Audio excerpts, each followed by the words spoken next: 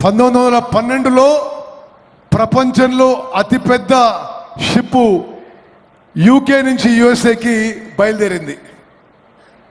And the designers of the Titanic, they said that the ship is so big, so huge, that it can never be sunk.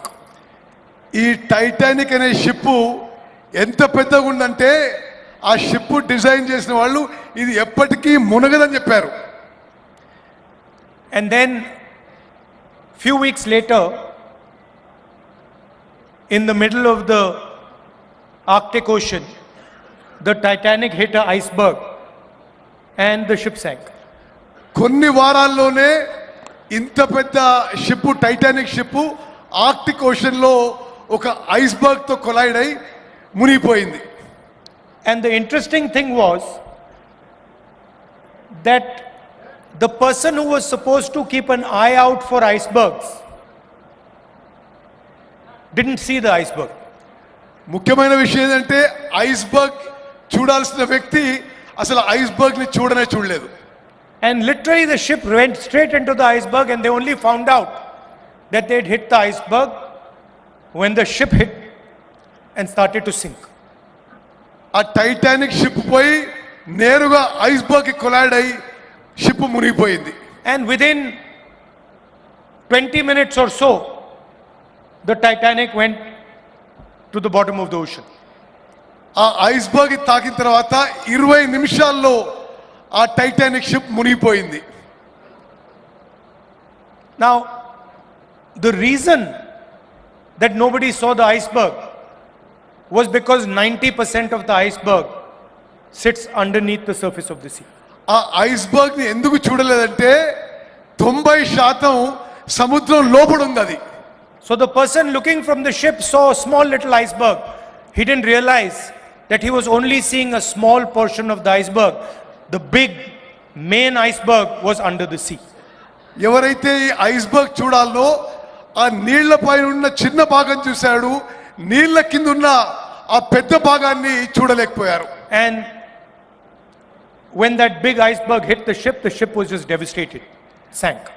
ఆ ship iceberg ని తాకగానే collision అయిపోయి అది పూర్తిగా మునిగిపోయింది. Now you must be thinking, why is Rahul Gandhi suddenly talking about the Titanic and the iceberg in a caste census meeting? మీరు ఆలోచన చేస్తున్నచ్చు, కులగణన సమావేశంలో రాహుల్ గాంధీ ఎందుకు టైటానిక్ ఐస్బర్గ్ గురించి మాట్లాడుతున్నాడని. Because caste in India, caste discrimination in India looks very much like the iceberg. ఎందుకంటే భారతదేశంలో కుల వివక్ష ఆ ఐస్బర్గ్ లానే అవపడుతుంది. Most of it is below the surface. Most of it is hidden. Most of it is secret. కుల వివక్ష ఎక్కువ శాతం మనకు అవపడది, అది లోపల ఉంటుందని చెప్పి నేను మనం చేస్తున్నాను. It is hidden behind many different instruments. అది రకరకాలుగా ప్రజలకు అవపడకుండా ఉంటుంది. అది inside boardrooms, behind exams, in interviews, in conversations, inside people's minds. It is all hidden. Bulk of it is hidden. ఈ కుల వివక్ష ఎక్కువ శాతం బోర్డ్ రూమ్స్ లో కానీ ఇంటర్వ్యూస్ లో కానీ అన్ని అంశాల్లో ఎవరికి అవపడకుండా ఉంటుంది. అది I have many friends who belong to the upper caste who tell me, I have never felt caste discrimination. నాకున్న చాలా మిత్రులు అగ్రకులాలకు చెందిన వాళ్ళు ఎప్పుడూ మేము కుల వివక్ష చూడలేదని చెప్తుంటారు నాతో. And I say to them, of course you have never felt class discrimination. మీరు అగ్రకులాల వాళ్ళు కాబట్టి మీకు అవపడలేదు ఎప్పుడు కూడా అని నాకు అనిపించింది. Because it is not designed for you. And for you, it is like the iceberg. You can't see it. You only see the surface. You don't see the real pain, the real destruction, the real damage that caste discrimination does, not only to Indian people, but to the Indian Constitution and to the Indian nation. ఎందుకంటే ఈ అగ్రకులాల మిత్రులకు చెప్పేవాడిని, iceberg కింద ఎక్కడైతే అవుపడలేదో ఆ విధంగా ఉంటుంది. మీకు ఎప్పుడు అవుపడలేదు అది. భారత రాజ్యాంగానికి కూడా ఈ కుల వివక్ష ఒక ముప్పు అని చెప్పి నేను భావిస్తున్నాను. The caste census is designed to make transparent the hidden discrimination that is taking place in this country every single day and has been taking place for thousands of years. ఈ కులగణన ద్వారా పారదర్శకంగా ఈ వ్యవస్థని మరి మేలు చేయవచ్చని చెప్పి ఏదైతే ఈ వ్యవస్థ వల్ల నష్టం జరుగుతుందో అది సరి చేయవచ్చని చెప్పి నేను భావిస్తున్నాను. And it is every single place. ప్రతి చోట కుల వివక్ష ఉందని చెప్పి నేను భావిస్తున్నాను. It is in corporate India. It is in the legal system. It is in the political system. It is every single place. ఈ కుల వివక్ష కార్పొరేట్ కంపెనీలో ఉంది, న్యాయ వ్యవస్థలో ఉంది, రాజకీయ వ్యవస్థలో ఉంది, ప్రతి చోట ఉందని చెప్పి నేను భావిస్తున్నాను. And it destroys the lives of people every single day. It destroys their career, destroys their confidence, destroys their belief in this nation every single day.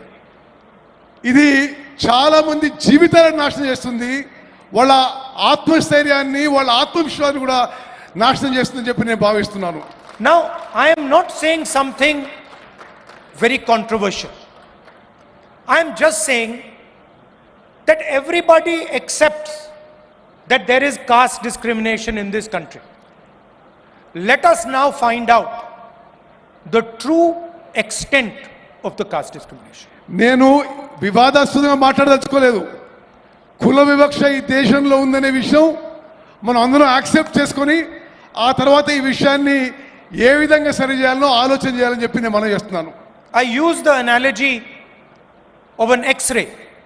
When somebody gets injured, the first thing you do, you go to the hospital, the doctor says, let us do an X-ray. నేను ఒక x ray లాగా పోలుస్తున్నాను. ఎట్లంటే ఎవరికి accident అయినా doctor మొదటిగా ఏమంటాడంటే hospital పోయి x ray చేయించుకోవాలని. అదే పోలిక దీనికి ఇస్తున్నాను నేను. No one will ever say to you, please don't have an X-ray. No doctor will say it. Nobody will ever say to you, if you have got an injury in your arm, do not have an X-ray. మీకు దెబ్బ తాకితే ఎవరు కూడా doctor కూడా ఎవరు కూడా x ray చేసుకోవద్దని చెప్పరు మీకు.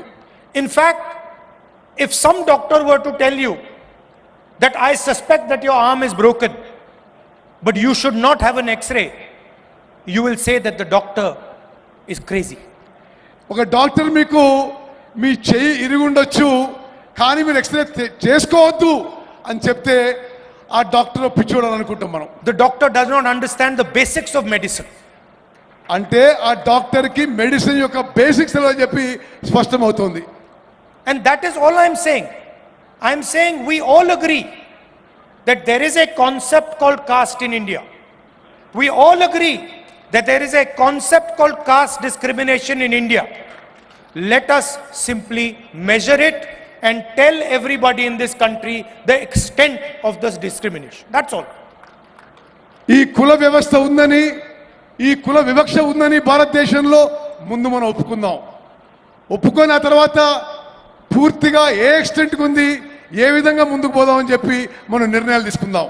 And the moment I say this, the people in the BJP, the leaders of the BJP, the Prime Minister suddenly start to say that I am dividing the country. నేను ఇది మాట్లాడగానే BJP నాయకులు ప్రధానమంత్రి కూడా నేను దేశాన్ని విభజించే ప్రయత్నం చేస్తానని నా మీద ఆరోపణలు చేస్తున్నారు. Since when has revealing the truth of this country divided this country? దేశం గురించి నిజం చెప్తే అది దేశాన్ని విభజించడమా అని చెప్పి అడుగుతున్నాను. All we are saying is let us explore the truth. నేను అంటున్న ఒకటే, మనం నిజం పరిశీలించాలి, నిజం తెలుసుకోవాలని చెప్పి నేను మనం చేస్తున్నాను. Foundation of all our religions is truth. Foundation of all our religions is ahimsa. All we are saying is let us explore the truth of discrimination. అన్ని మతాల్లో ఉన్న విషయం మనం నిజంతో పోవాలని, మనం ఈ విషయంలో కుల విషయంలో కూడా నిజం తెలుసుకొని ముందుకు పోవాలని చెప్పి నేను మనం చేస్తున్నాను. First of all, let us find out how many Dalits, how many OBCs, how many Adivasis, how many minorities, how many general caste, how many women there are in this country.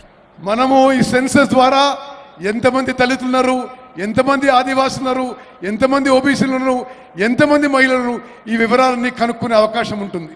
After that, let us find out how is wealth distributed in this country.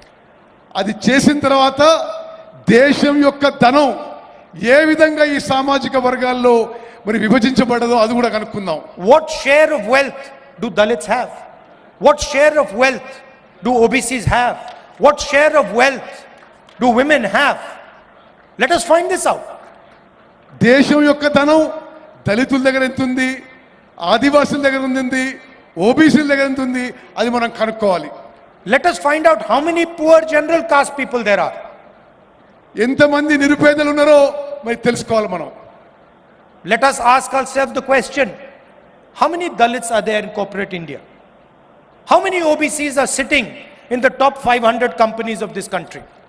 How many OBCs, Dalits, Adivasis are there in the judicial system? How many Dalits, OBCs, Adivasis are there in our forces? Let us ask these questions. Why are we scared of asking these questions? ఎంతమంది దళితులు, ఆదివాసీలు, ఓబీసీలు corporate కంపెనీల్లో కనుక్కోవాలి, న్యాయ వ్యవస్థలో ఎంతమంది కనుక్కోవాలి, సైనికుల్లో ఎంతమంది ఉన్నారో కనుక్కోవాలి. ఇది అవసరం అని చెప్పి నేను భావిస్తున్నాను.